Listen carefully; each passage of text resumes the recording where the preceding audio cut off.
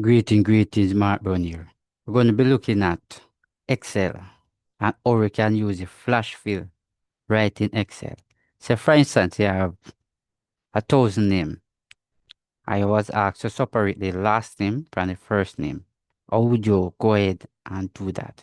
Because time is very important. How you're going to do that? So, I'm going to guide you through that particular area. Very important to show exactly how it will work out. If you notice right here, say how to use flash fill in Excel. Right, in order for you to get the flash fill, you come right up here. You notice some of you might own might different. They click on the data right here.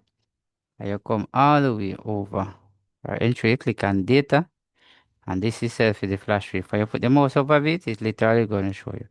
Alright, if you notice right here, so I have name. So the first name and the last name in one cell.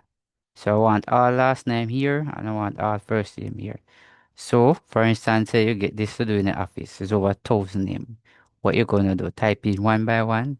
No, I'm going to show you how you can use the flash wheel to do that. All right, so the first name right here now, so I'm going to type the first name first.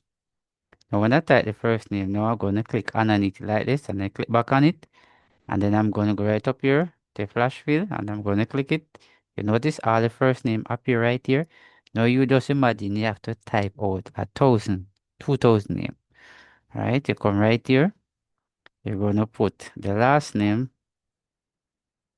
just the same. You just click on it at the bottom, just like that, and you come right up here. You click, you notice all the last name. But if you notice this little corner right here, if you come right here, you notice, you show that I can undo it right here. Just the same.